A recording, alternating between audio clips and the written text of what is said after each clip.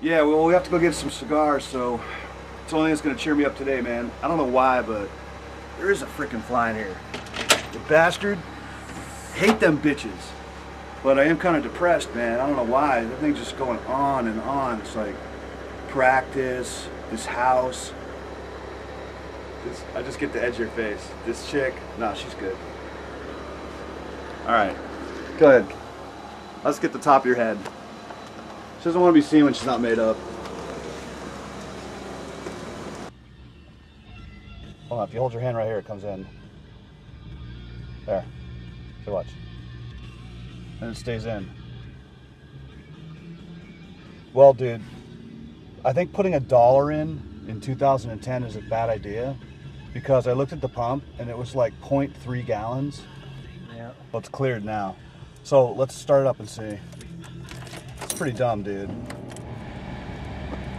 See, it always starts off high like that, and then it drops down and drops down. I bet you we hear the freaking bong, bong, bong. Oh, what? Well, dude, we went down the street about 400 yards and we heard the gas light. Yep. That first light, that was actually just the cars. The battery. Yeah.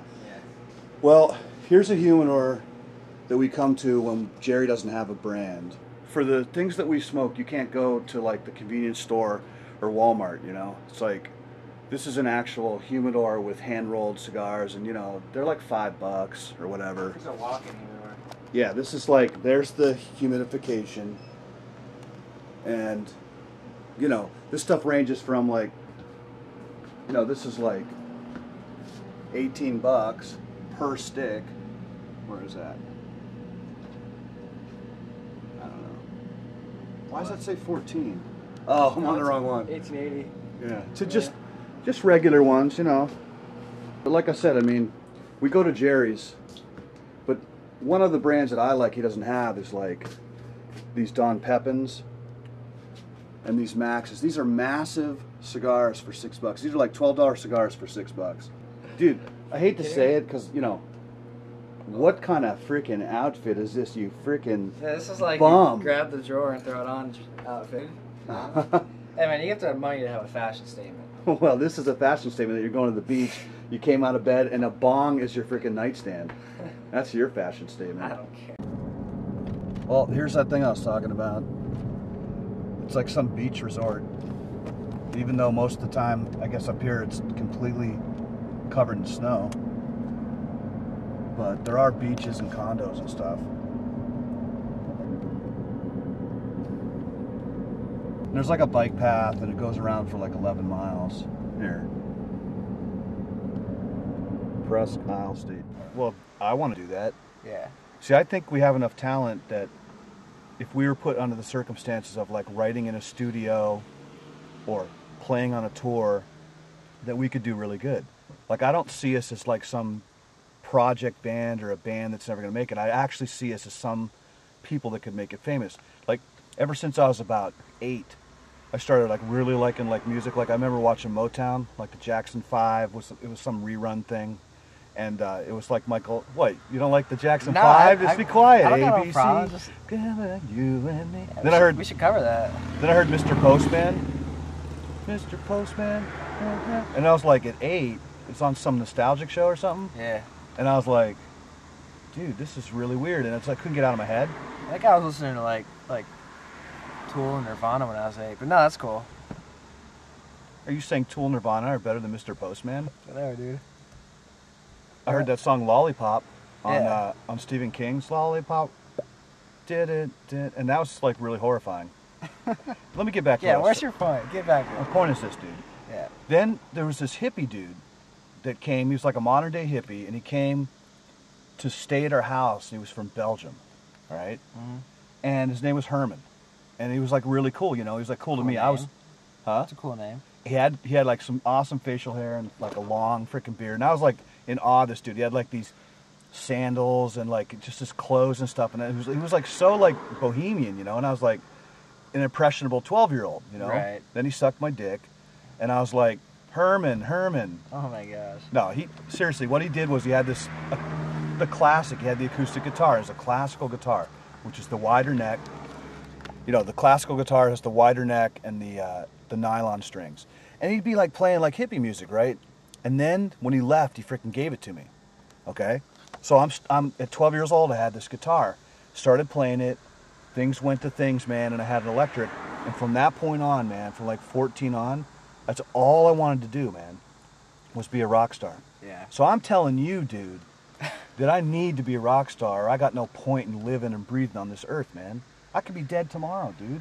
Right. This guy could be dead. Look at that, man. Hang on, I gotta get this. Dude, there's some hippie dudes here. But anyways, dude. Yeah, getting back to your point. You'll be dead tomorrow? Where are we getting at? I could be dead tomorrow. Okay? And I don't see, and these people want us to make it and play in their town, and I don't see how we're going to do it. Because we're stuck in a situation where, as always, we're a band with no money. And we can't just send a demo into a record label because we don't have the right style for them. I mean, record labels are closing faster than they've ever closed. Right. They can't make money themselves unless you're a pop star or some other kind of unique act like that. So that's looking grim. We got no money. We're going back to Nashville and we're going to be broke the minute we get there, which we're leaving in 6 weeks, dude. Well, that's a start, man. Some people can come see us in Nashville, I guess. Just have them over to our house, our band room. Maybe. Do you guys want to come to our band room, dude? We'll play for you, dude. Sure. I'll do it. I'll do it. By the way, dude, I need some tattoos. That's another thing that money buys, man. Yeah. If I had money, I'd be covered in tattoos. Like $500. Hey, man, you just gotta be persistent. I mean, the system's broken, so we have to find another way around it, you know? Best I could figure. Keep writing good tunes and playing. What the hell was I talking about, man? I totally was distracted. Anyway, I know. I think this thing's broken.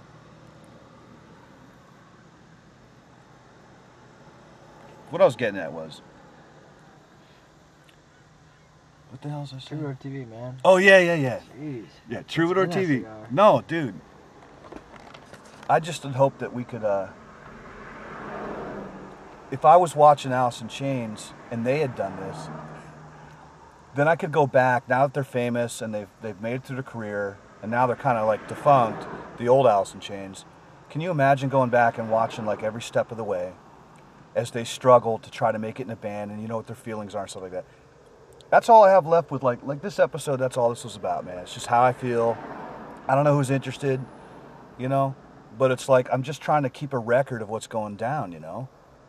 I think we can film going down to Nashville, and then once we're there, we can get into the music scene, playing out, meeting bands, going to parties, and we can just bring this little camcorder like a little buddy.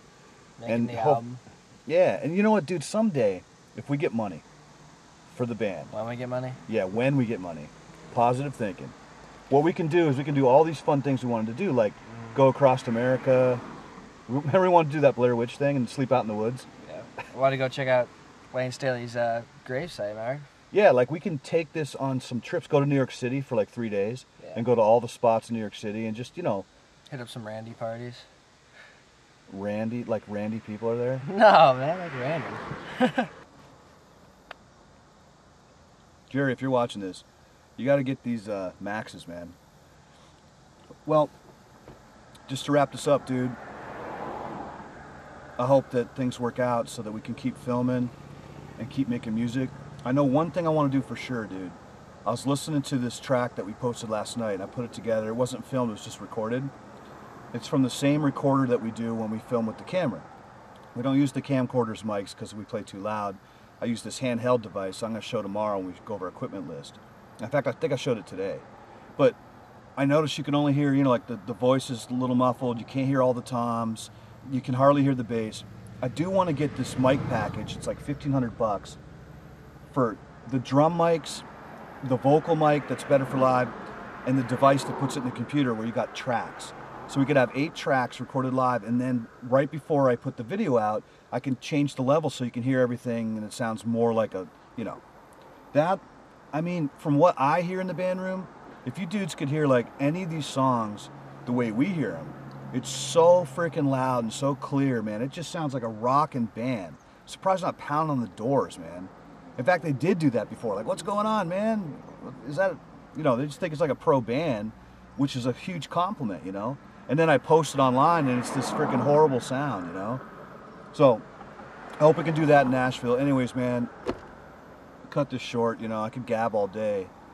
Things have been chilling for Troubadour lately, man. We're not doing much but saving and moving. So, you know, bear with us, man. And someday if we make it, man, you could say, hey, man, I watched episode whatever. And it's like, come backstage, man, we'll party it up.